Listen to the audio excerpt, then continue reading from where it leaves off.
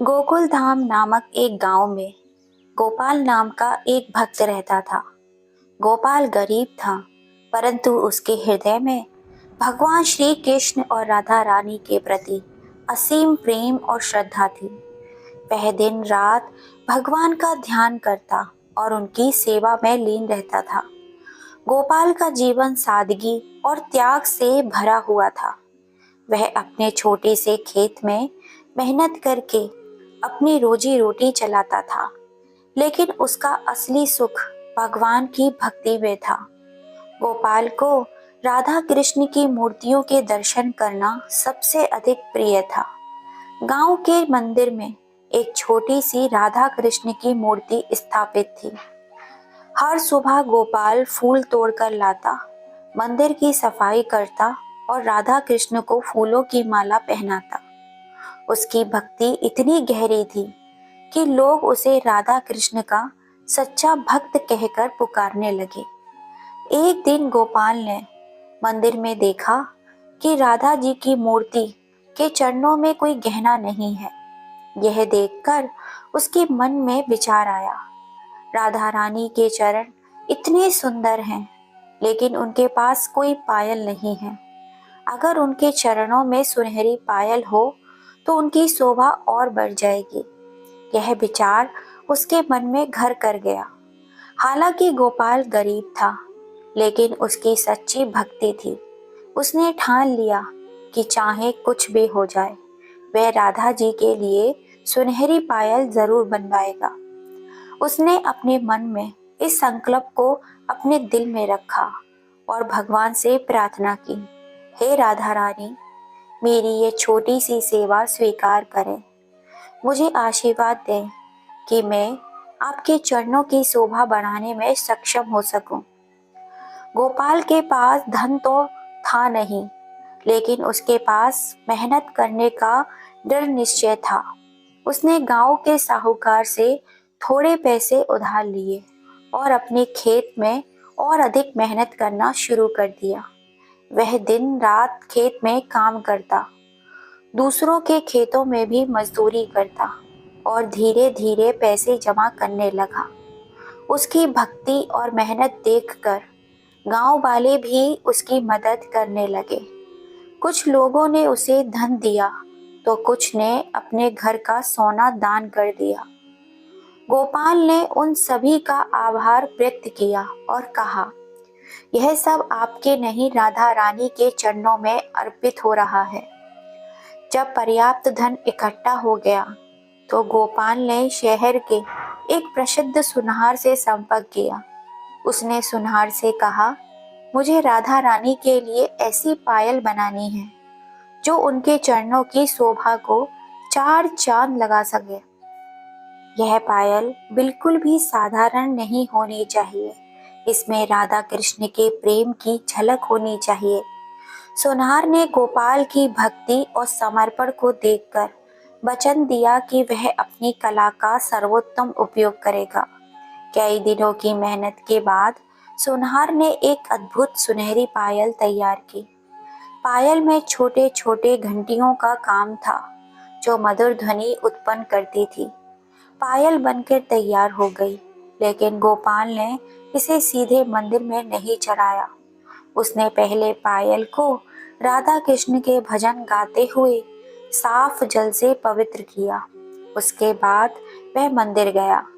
मंदिर में पहुंचकर उसने राधा कृष्ण की मूर्तियों के सामने प्रार्थना की, हे राधा रानी, यह पायल आपके चरणों की शोभा बढ़ाने के लिए है। इसे मेरी भक्ति और प्रेम का छोटा सा समर्पण समझकर स्वीकार करें। पुजारी ने गोपाल की भक्ति देखकर पायल को राधा जी की मूर्ति के चरणों में पहना दिया। जब पायल राधा रानी के चरणों में पहनाई गई तो ऐसा लगा जैसे स्वयं राधा रानी प्रसन्न होकर मुस्कुरा रही हो। मंदिर का पूरा वातावरण आनंद और भक्ति से भर गया। गोपाल की यह कहानी पूरे गांव में फैल गई। सभी ने उसकी भक्ति और समर्पण की प्रशंसा की। लोगों ने समझा कि भक्ति का अर्थ केवल पूजा पाठ करना नहीं है, बल्कि भगवान के प्रति सच्चे मन से प्रेम और सेवा करना है। गोपाल ने यह भी सिखाया कि अगर आपकी नीयत और कर्म सच्चे हैं तो भगवान आपकी हर छोटी सी सेवा को भी स्वीकार करते हैं।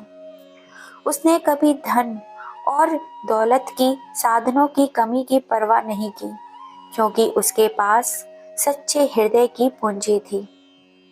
कहा जाता है इस घटना के बाद गोपाल का जीवन सुख और शांति से भर गया। उसके घर धन और धान्य से भर गए। उसे भगवान के दर्शन भी हुए और उसकी भक्ति की परीक्षा में उसे उत्तीर्ण मानते हुए राधा कृष्ण ने उसे आशीर्वाद दिया।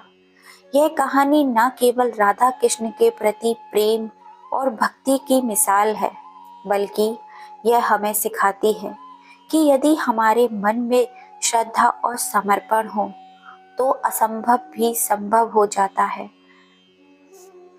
राधा रानी के लिए बनाई गई वह सुनहरी पायल आज भी उसी मंदिर में रखी हुई है, और जो भी भक्त उसे देखता है वह गोपाल की भक्ति और प्रेम से प्रेरणा पाता है। प्राचीन काल की बात है। ब्रजभूमि के एक छोटे से गांव में राधा जी अपनी सहेलियों के साथ खेल रही थीं। उनकी सुंदरता और मोहक मुस्कान ने सभी का मन मोह लिया था। उनके पैरों में पहनी सुनहरी पायल उनकी सुंदरता को और भी बढ़ा रही थी। पायल में लगे हुए घुंघरू की मधुर ध्वनि उनके हर कदम के साथ गूंजती थी, जिससे सारा वातावरण खुशहाल हो जाता था। राधा जी की यह पायल बहुत ही प्रिय थी, क्योंकि यह भगवान श्री कृष्ण का उपहार थी। लेकिन राधा जी के लिए उस पायल का असली कीमत सोने की चमक या श्री कृष्ण का उपहार देना नहीं था, बल्कि उसमें छुपा हुआ प्रेम और भक्ति थी। एक दिन राधा जी अपनी सहेलियों के साथ यमुना के किनारे खेल रही थी। अचानक उनकी पायल एक पेड़ से निकलकर नदी में गिर गई। वह परेशान हो गई, लेकिन उन्होंने अपनी परेशानी किसी को जाहिर नहीं की। राधा जी ने सोचा कि भगवान श्री कृष्ण से प्रार्थना करनी चाहिए।